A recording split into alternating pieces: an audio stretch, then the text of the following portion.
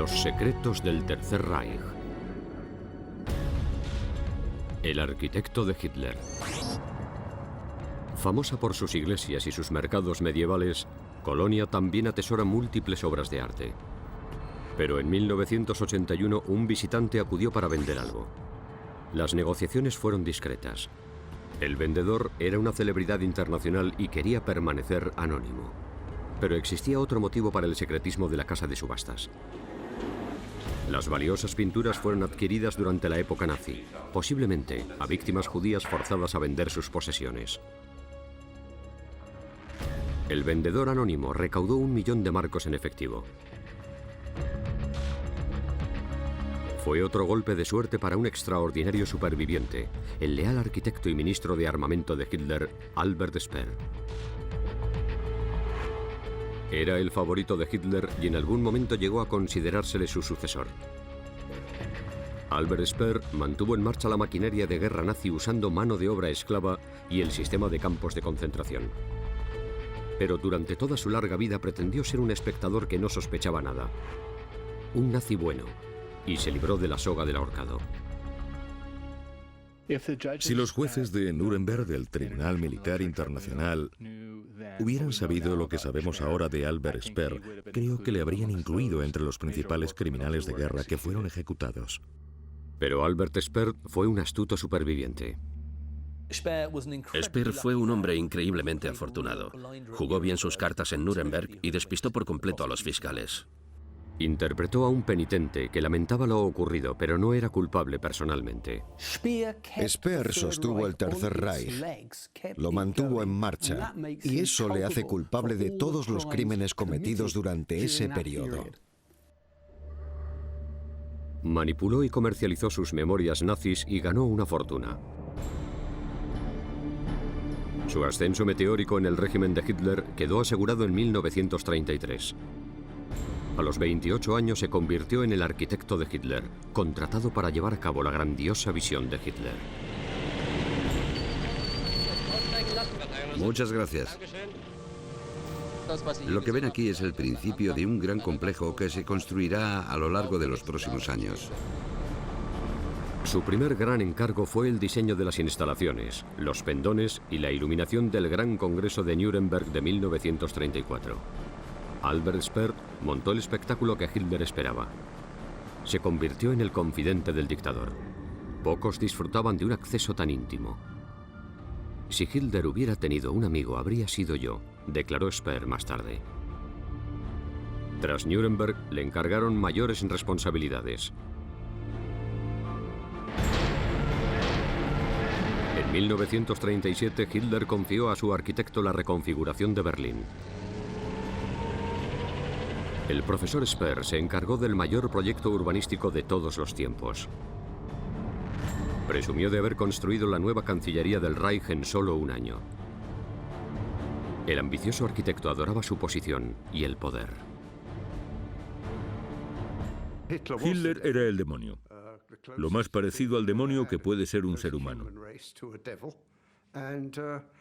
Y Speer hizo un pacto con él. Tuvo que darse cuenta de que el plan de Hitler no era exactamente perfecto, pero era una oportunidad tremenda para alguien que estuviese dispuesto a aprovecharla plenamente, y eso es lo que hizo. Speer construía como quería el Führer y fue reconocido como un gran constructor y organizador. Sería el arquitecto de una ciudad fantasiosa de Hitler llamada Germania, la capital mundial del Gran Reich nazi. El dictador tenía en mente transformar Berlín y Albert Speer estaría a cargo de lograrlo. Germania sería un imponente monumento al nazismo que empequeñecería a Londres y París. Pero no había sitio para los judíos y otros enemigos del Reich. Más de 20.000 viviendas de judíos se destruyeron en el proyecto de reconstrucción de Speer. Unas 100.000 personas fueron realojadas.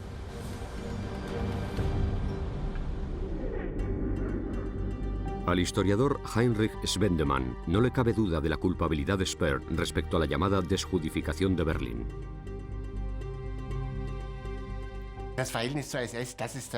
Para mí el factor decisivo fue su relación con las SS. Las autoridades de Speer decidían qué pisos necesitaban y entonces deportaban a esos judíos de Berlín. Existía cooperación y me cuesta creer que Speer no lo supiera. Es completamente imposible.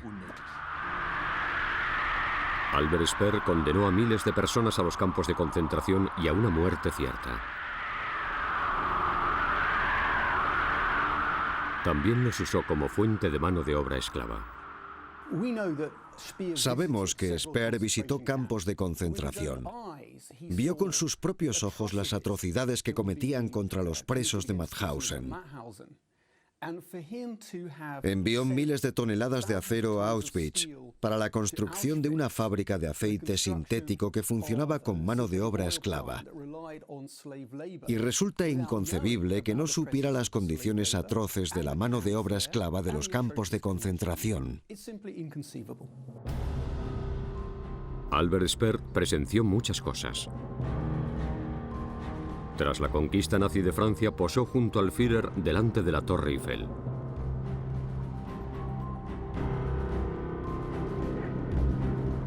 Los favoritos del Führer sacaban provecho de las zonas ocupadas. Albert Speer empezó a coleccionar arte.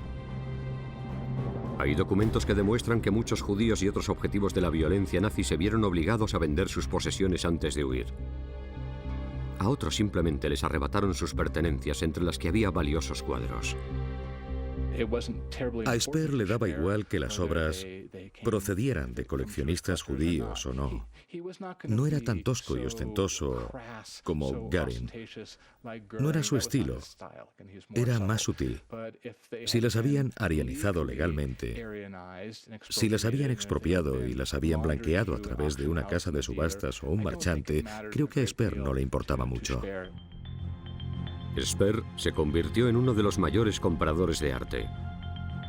Incluso recurrió al principal proveedor de Hitler. Karl Haberstock tenía la reputación de no preocuparse demasiado por la procedencia de las obras.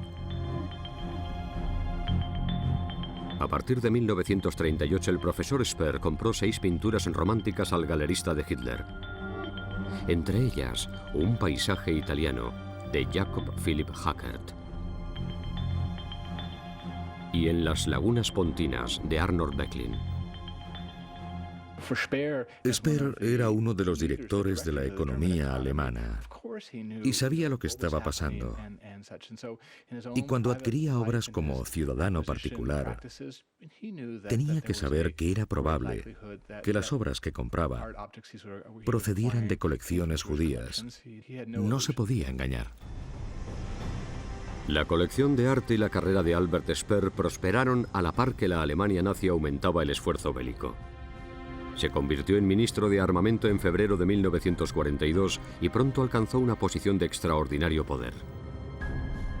Era mucho más que un mero arquitecto. Organizaba y sostenía toda la economía de guerra nazi.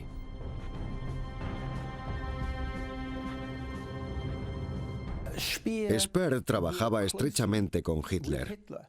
Trabajaba estrechamente con el ejército. Trabajaba estrechamente con las SS. Era la figura central del esfuerzo bélico nazi.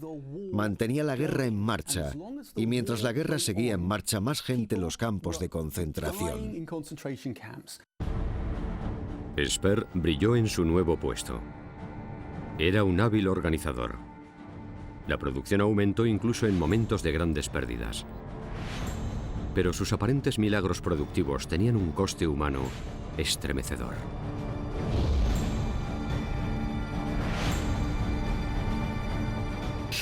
Speer sabía que la mano de obra esclava era fundamental para el esfuerzo bélico alemán, para la economía alemana, y usó mano de obra esclava en las fábricas que controlaba sin ningún tipo de pudor. El ministro de armamento nazi alcanzaba sus objetivos de producción a costa de los reclusos de los campos de concentración y la mano de obra esclava de los países ocupados. Para él, era mano de obra barata y disponible.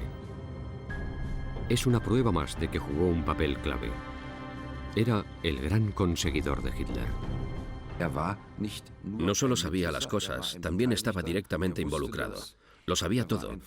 Era un criminal peor que los demás, tal vez con la posible excepción de Himmler.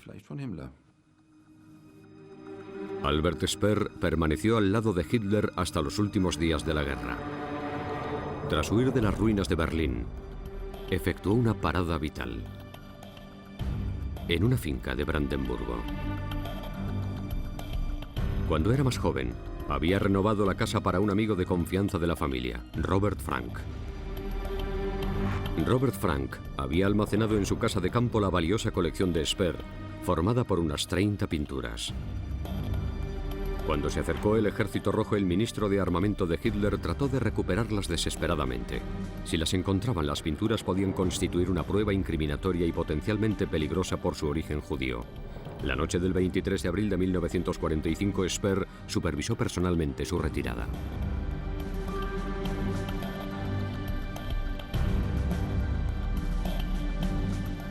Albert Speer pertenecía a la élite nazi corrupta. La élite nazi era una cleptocracia y Albert Speer formaba parte de esa cleptocracia. Sé que reunió una gran cantidad de obras de arte y al final de la guerra se descubrió que las obras se habían perdido o destruido. Y como tantos de los mitos de Speer, parecía creíble. Los cuadros perdidos no se destruyeron, sino que se pusieron a salvo en el Commerzbank de Hamburgo a nombre de Robert Frank. 2 semanas antes de la rendición nazi, Albert puso a buen recaudo su colección de arte bajo otro nombre. Fue el primero de los muchos golpes de suerte del maestro de la manipulación. Era un superviviente. Era más que un superviviente, más que un oportunista. Era alguien con mucha habilidad para manipular a los demás. Y su colección de arte es un ejemplo muy apropiado. Había salvado sus valiosas obras de arte, pero en 1946 tuvo que salvarse a sí mismo. Albert Speer compareció en los juicios de guerra de Nuremberg junto a otros líderes nazis. Convenció a los fiscales de que era un artista, inconsciente de los hechos y de que despreciaba a su antiguo amo.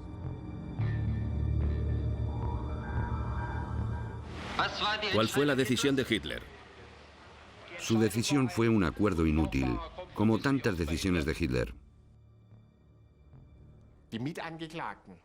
Los demás acusados contemplaron furibundos cómo el favorito de Hitler, del que estaban tan celosos, lograba sacar el cuello de la soga. Albert Speer fue el único alto líder nazi que reconoció la responsabilidad general de los crímenes de guerra nazis, pero sin admitir ninguna culpabilidad personal. Albert Speer. Su vida pendía de un hilo. Inocente. Le creyeron, porque era el único acusado que mostró remordimientos, al contrario que los demás. Creo que eso le salvó. De lo contrario, le habrían ahorcado.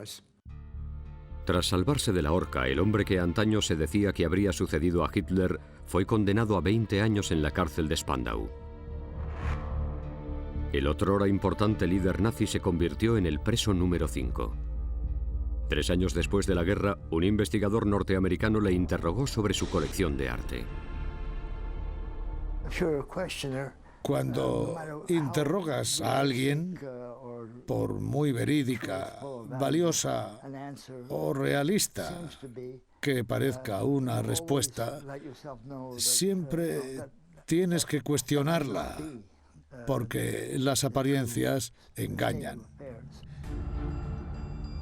Speer mintió. Afirmó que solo tuvo una pequeña colección y que no adquirió nada después de 1937. En realidad, había comprado obras al principal proveedor de Hitler, Karl Haberstock, hasta 1940.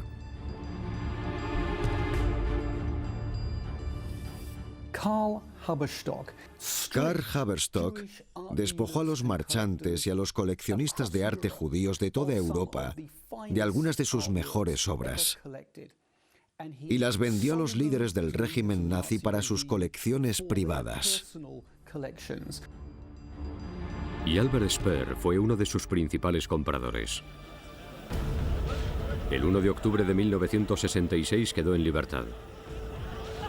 Además de las obras de arte ocultas, disponía de otro medio en potencia para ganar mucho dinero: sus memorias. Su liberación causó sensación en los medios, y el arquitecto de Hitler supo ganar una fortuna con ellas. Speer era un comunicador de gran talento. Tuvo mucho tiempo para concebir lo que podríamos llamar su coartada. Encontró la fórmula perfecta para asumir un grado de responsabilidad por las atrocidades cometidas por el Tercer Reich, sin aceptar culpabilidad personal por ellas. Creo que sabía que hablaba para los alemanes, que habían vivido el Tercer Reich, y les contó lo que querían oír. Ellos le recompensaron comprando su libro y aplaudiendo sus apariciones. Además de vender libros, otros creen que tenía otro motivo: limpiar su nombre de la mácula de los crímenes de guerra nazis. Creo que parte de su misión en la segunda parte de su vida, cuando iba de tertulia en tertulia, era limpiar su nombre. Y daba una imagen de patricio alemán distinguido y refinado. La misma imagen que dio en Nuremberg y que convenció a los fiscales de que no era tan malo como los demás y no se merecía la horca. Ya ven cómo estoy. Después de 20 años sigo teniendo muy buen aspecto, ¿no?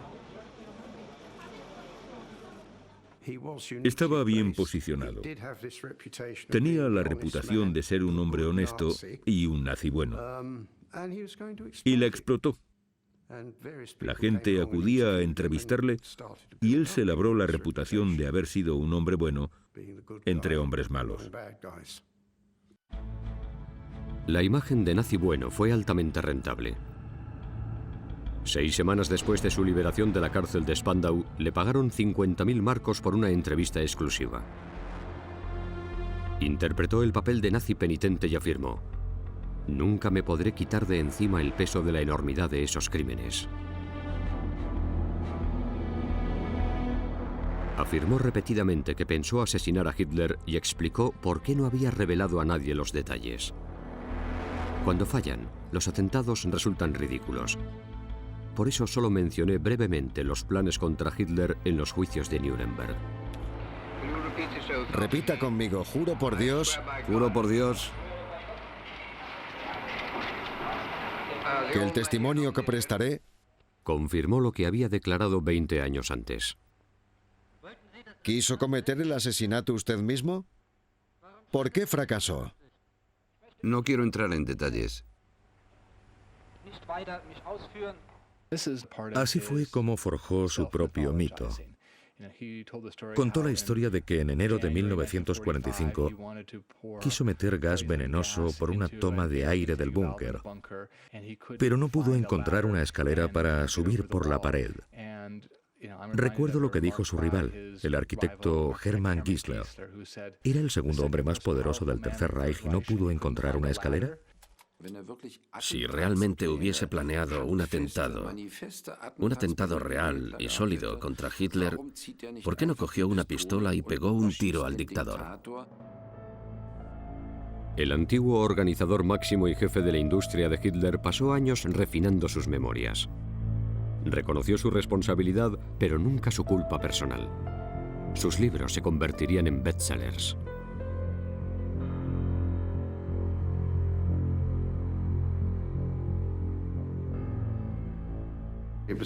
Era una edición muy cuidada y causó sensación en su época porque no había otro libro igual. Y sigue sin haberlo. Era un íntimo de Hitler y por lo tanto tenía muchísimo que revelar. Fue capaz de crear mitos sobre su vida y su comportamiento durante el Tercer Reich. Escribió el primer borrador de su propia biografía, y eso le dio ventaja y le permitió retratarse como un idealista que no tenía ningún ánimo de lucro. El antiguo ministro de armamento de Hitler ganó otra fortuna. Una fortuna labrada a base de mentiras y medias verdades. Afirmó que la noche que pasó en la casa de campo de su amigo en los últimos días de Hitler no tuvo ningún objetivo concreto. Sin embargo, la dedicó a rescatar los cuadros que posiblemente se habían robado o forzado a vender a judíos. Speer daba la impresión de no saber nada del arte propiedad de judíos. Tampoco sabía nada específico del Holocausto. Speer nunca expresaba contrición por el destino de los judíos. Simplemente no lo mencionaba. Pero le dijeron que sería bueno para su imagen, que su historia sería mejor aceptada por los alemanes y por el público internacional si al menos reconocía que los judíos habían sufrido mucho bajo el Tercer Reich y que lo lamentaba. Rudolf Wolters, un amigo de confianza de la familia que se había ocupado de sus negocios durante su estancia en la cárcel, se quedó atónito con el autorretrato de Speer. Su antiguo amigo dijo con claridad lo que pensaba de la memoria selectiva de Speer.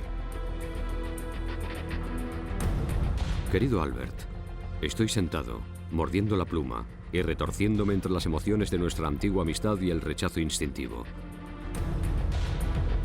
No te podías haber inventado una novela policíaca más desgarradora.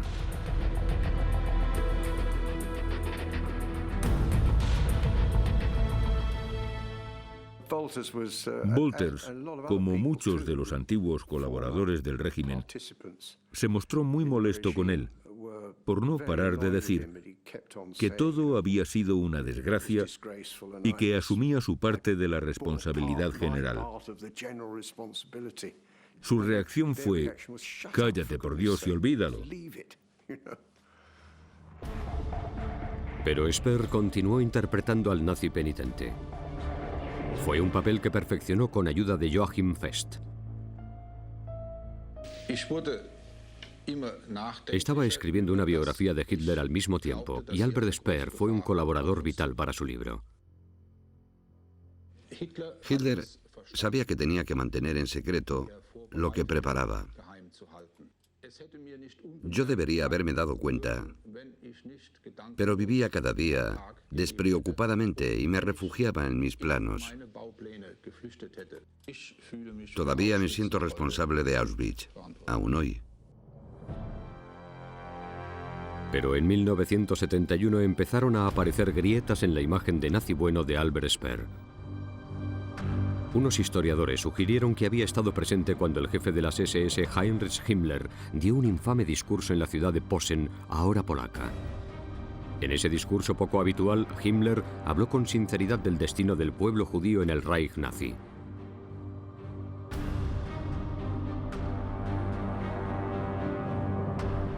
Hubo que tomar la difícil decisión de exterminar a ese pueblo de la faz de la tierra. Albert Speer tenía una coartada. Se había marchado antes del discurso de Himmler. Pero la historia de Speer no cuadraba. Himmler se había dirigido a él personalmente. Por supuesto, esto no tiene nada que ver con el miembro del partido Speer. No puede hacer nada al respecto. Incriminaba a todos los presentes. El discurso era una prueba de su conocimiento y por lo tanto de un grado de responsabilidad. Fue crucial para Speer aportar pruebas de que se había marchado de Posen antes de que Himmler diera ese discurso y que no sabía lo que había dicho.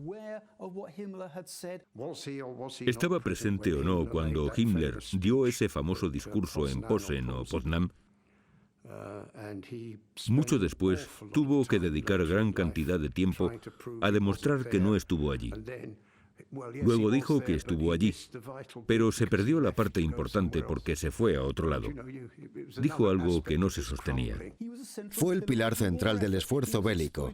Explotó la mano de obra esclava de los campos de concentración. Sabía lo que les pasaba a los judíos. Da igual o no que estuviera presente en la sala cuando Himmler dio su discurso, porque estaba involucrado hasta el cuello en los crímenes del régimen nazi.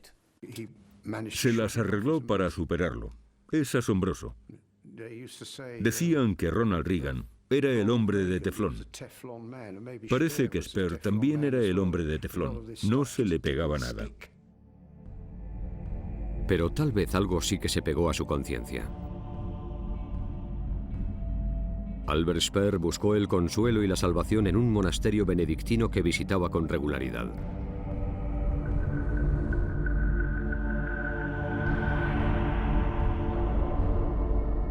El padre Athanasius Wolff se convirtió en el confidente del criminal de guerra.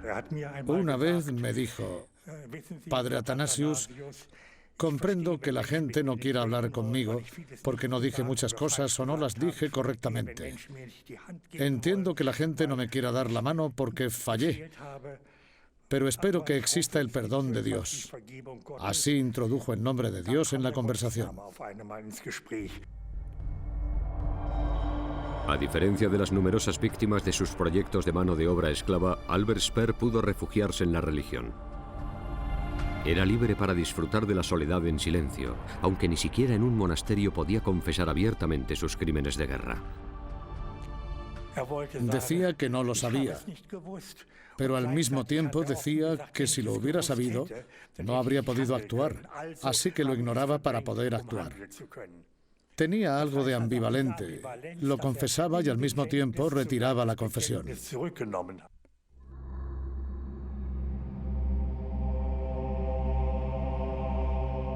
Parece que el arquitecto y ministro de armamento de Hitler no buscaba solo consuelo espiritual. Las paredes del monasterio le recordaban a la prisión que había sido su hogar durante 20 años.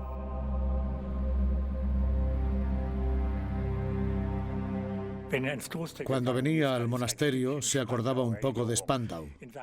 En su biografía escribe que soñaba con que volvía a Spandau y el director de la cárcel le daba la bienvenida en la puerta y le decía: «Me alegro de que hayas vuelto a casa». La cárcel aliada de Berlín-Spandau fue donde escribió gran parte del material de los libros que le hicieron rico. Cuando acabó la guerra pudo salvar la vida y un tesoro escondido de unas 30 valiosas pinturas adquiridas a dudosos galeristas nazis.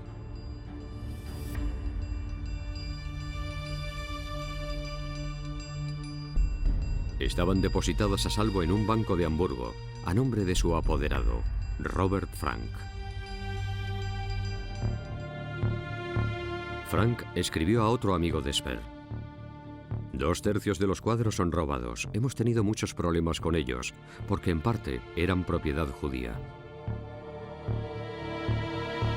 Un abrazo, Robert Frank.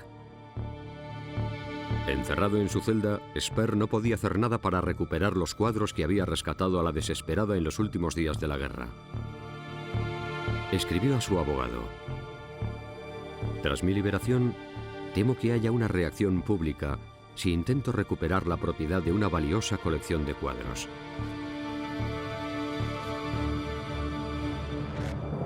Pero a pesar del riesgo de escándalo, Albert Speer vendió la historia a la prensa y a la televisión de todo el mundo. Parecía disfrutar de los focos y de su papel de nazi reformado y popular.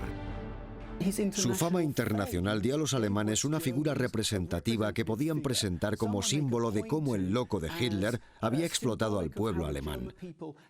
Su talento y su brillantez habían sido puestos al servicio de fines enfermizos. El pueblo alemán lo reconocía y lo sentía mucho, pero era hora de seguir adelante. El pasado es el pasado y el mejor narrador de ese pasado era Albert Speer. La solución final era un secreto y era un secreto para mí también. No me informaron de lo que pasaba en esos campos, pero me dio la sensación de lo que pasaba. Tenía cierta incertidumbre. Siempre me quedará el trauma del exterminio de los judíos. Nunca me abandonará. A menudo pienso que nunca me libraré de él, que llevaré esa carga toda mi vida. Pero nunca reconoció su participación en los campos de concentración. Era un maestro de la adaptación, era camaleónico. Era más que un oportunista, aunque eso también. Era alguien que podía reinventarse como hiciera falta. Sus constantes reinvenciones y expresiones públicas de remordimiento le pasaron factura con una amistad clave forjada en la era nazi. En 1971, su amigo y antiguo camarada Rudolf Wolters se hartó y escribió: «Querido Albert, no dejas de retratarte como un criminal de guerra para quien 20 años no han sido suficientes.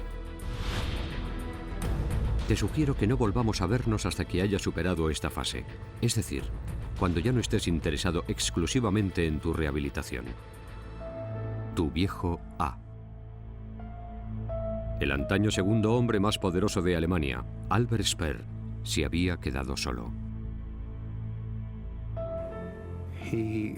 La relación con su mujer era fría y parecía que no tenía muchos amigos. Parecía que no necesitaba el amor apasionado de una mujer, ni amistades profundas con hombres. Era un solitario. Un solitario. La casa familiar de Heidelberg parecía ofrecer poco consuelo al antiguo gerifalte nazi. Entré en la casa y me pareció una casa fantasma. Parecía que no vivía nadie. Vi a su mujer 2 veces, de pasada, pero no me presentó. No era un hogar cálido. Aunque era padre de 6 hijos, Albert Speer buscaba la intimidad fuera de casa. A finales de los años 70, Albert confesó a su mujer, Margarete, que tenía una aventura. Debía de ser un golpe muy duro para su mujer. Era un comportamiento típico de Speer. Se enamoró, se volvió a sentir el centro de atención y no tuvo ninguna consideración por las personas que se habían mantenido a su lado siempre. En público hacía declaraciones sobre los traumas por su pasado nazi. Pero en privado, disfrutaba de una aventura con una mujer casada medio inglesa, medio alemana, a la que doblaba en edad.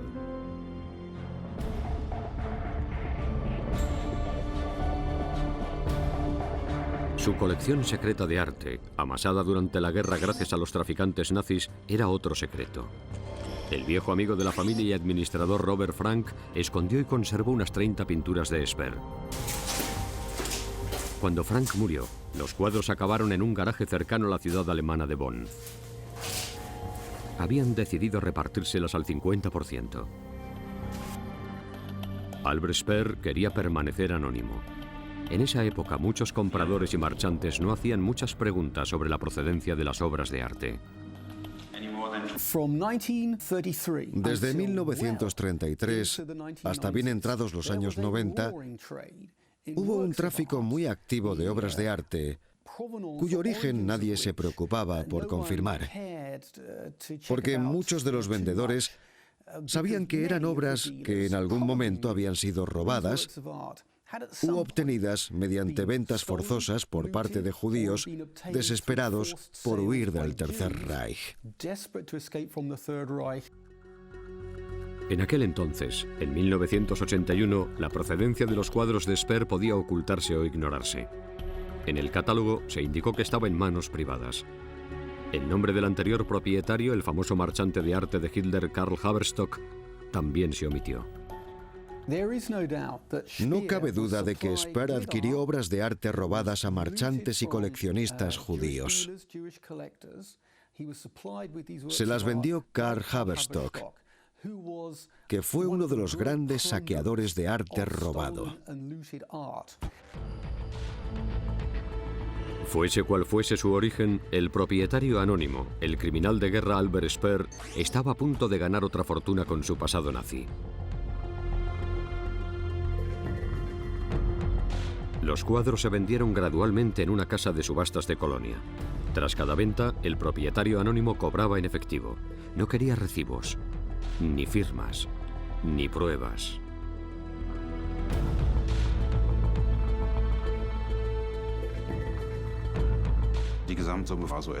La suma total fue como de 1 millón de marcos.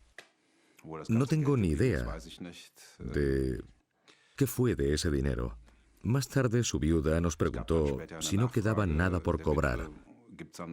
Y le dijimos que lo había cobrado todo, que teníamos la confirmación. Entonces nos dimos cuenta de la explicación. Había otra mujer. Nos enteramos de que tenía un amante en Inglaterra. Una vez más, todo había salido bien para el antiguo favorito de Hitler. Su novia vivía en Londres y cuando la BBC le invitó a una entrevista, Albert Speer compaginó los negocios con el placer. Speer manejaba muy bien a los medios. Acabó saliendo en programas de televisión de todo el mundo y de hecho falleció en el Reino Unido, donde se encontraba dando una entrevista. Irónicamente, su última entrevista fue sobre el arte robado por los nazis y la capital imaginaria de Hitler que había ayudado a diseñar. Hitler soñaba despierto. Cuando vio la maqueta, se entusiasmó y se olvidó de todos los problemas políticos. A los 76 años quedó con su amante en la capital británica que su antiguo jefe intentó destruir. Y tal vez se olvidó también de sus problemas. Pero la aventura de Londres sería la última. El hombre que había mantenido viva la maquinaria nazi murió de una hemorragia cerebral. Su novia estaba junto a él. Está claro que fue un accidente afortunado para él. Y se puede decir, aunque no quiero parecer cínico, que fue una buena forma de morir. No para la mujer, por supuesto. Pero acabar así tu vida no está nada mal, en términos cósmicos. Aunque los detalles son complicados. Fue una muerte piadosa comparada con el destino de muchas de sus víctimas en los campos de concentración. Una vez más, el destino volvió a sonreír al llamado nazi bueno. Speer era culpable de diversos crímenes y su ayudante fue ahorcado. Resulta inconcebible que el jefe fuera absuelto y el subordinado condenado y ahorcado. Así que creo que Speer fue un hombre increíblemente afortunado.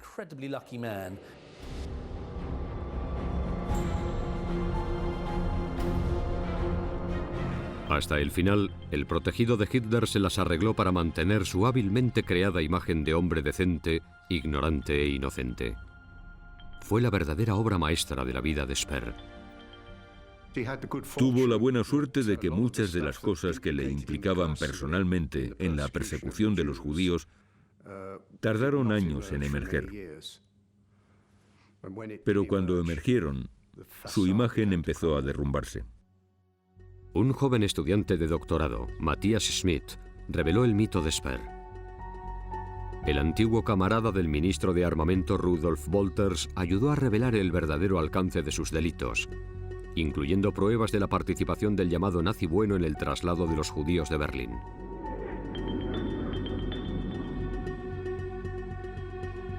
Las cifras estaban registradas con el meticuloso estilo nazi.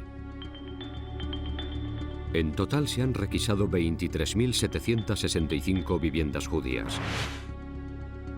El número de personas realojadas ha sido de 75.000. Después, Speer pidió a Wolters que destruyese la documentación que le implicaba en las atrocidades nazis. Sugiero que desaparezcan las páginas relevantes. Cuando lo leí me di cuenta de que estaba a punto de descubrir una gran estafa. Fui a Berlín y volví a empezar de cero. Entonces surgió una nueva imagen de Albert Speer. Estaba claro. Albert Speer había comenzado la transformación de Berlín en la Germania imaginada por Hitler sin ninguna consideración por la población judía que acabó destruyendo. Desde su muerte, los historiadores han descubierto que jugó un papel clave en la expulsión de los judíos de sus casas de Berlín a finales de los años 30 y durante la guerra. Y la Inspección General de Urbanismo, o General Bauinspection, desplazó a miles de judíos de Berlín que fueron deportados y en su mayor parte asesinados. Y creo que esa fue la primera parada de una línea de ferrocarril que acababa en Auschwitz, cuando echaron a los judíos de donde vivían.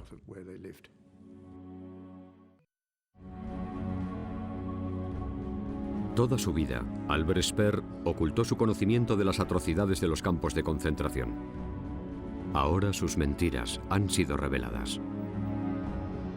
Ahora tenemos documentos que demuestran que Speer sabía mucho sobre Auschwitz. Hay un documento que revela que la General Bauinspektion invirtió más de 13 millones de marcos en la expansión de Auschwitz con fines bélicos y económicos. Pero Speer convirtió mentir sobre el Holocausto en su profesión. Speer aceptó la muerte de miles de judíos y trabajadores esclavos para garantizar su ascenso político. ¿Qué queda entonces del nazi bueno?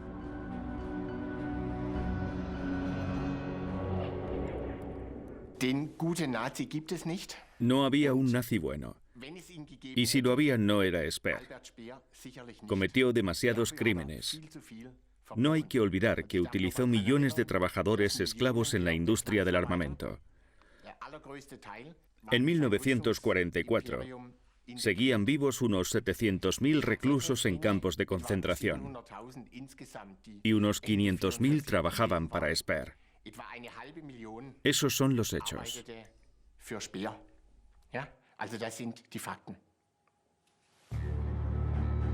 Albert Speer mintió sobre su participación en los crímenes nazis y ganó mucho dinero con ello. Además de pinturas sospechosas, también vendió en secreto bocetos dibujados por Hitler que había conservado.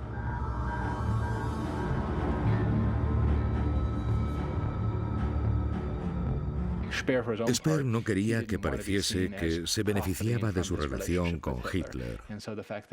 Pero sabemos que al menos vendió una obra de su colección que estaba pintada por Hitler, lo que demuestra que le preocupaba más el dinero que lo que pensaran de él. A Speer se le daba muy bien hacer cosas sin llamar la atención pública, a escondidas. Y esto es un buen ejemplo. Sus esfuerzos para obtener el máximo de dinero por los dibujos de Hitler quedaron revelados en diversa correspondencia. Un comprador le ofreció $3.500 y Speer insistió en el precio original de $4.000. Escribió: adjunto fotocopias de los 3 bocetos de Hitler. Lamento no poder aceptar un precio inferior por ninguno de los 3. Una vez más, el arquitecto que había ganado una fortuna sobre la base de la mentira rentabilizaba artículos conservados durante su leal servicio al nazismo. Si damos la historia por cierta, si es verdad que llevaba a cabo negocios de esa forma tan discreta, igual que manejaba su dinero, debía hacerlo para que su familia no se enterase y poder financiar a su amante. Encaja con la idea de que convertía en dinero todo lo que tenía, así que ¿por qué no los bocetos de Hitler? Creo que no hace falta preguntarse sobre su moralidad. En 2006, una casa de subastas de Colonia vendió un cuadro romántico de Jacob Philipp Hackert. El nombre del dueño no aparecía en el catálogo. Un galerista judío de Londres lo compró por 430.000 euros. Pero quiso suspender la operación de inmediato cuando se enteró de la verdadera identidad del anterior propietario, Albert Speer. Se había revelado otro secreto. Speer tenía en su colección obras de arte que efectivamente habían sido robadas a marchantes y coleccionistas judíos. Albert Speer se hizo rico manipulando su pasado nazi. Pero sus mentiras y sus crímenes han quedado al descubierto de todo el mundo. Era un mentiroso muy hábil. Engañaba muy bien. Era capaz de ocultar información y mantener secretos. Habría sido un excelente jugador de póker. Albert Speer fue un criminal de guerra que cometió crímenes contra la humanidad. Y si los fiscales del Tribunal de Nuremberg hubieran sabido algo de sus actividades durante el Tercer Reich, le habrían ahorcado. Lo único que hizo después de salir de Spandau fue vivir de una mentira. Caminó por la cuerda floja y la mayor parte del tiempo no se cayó.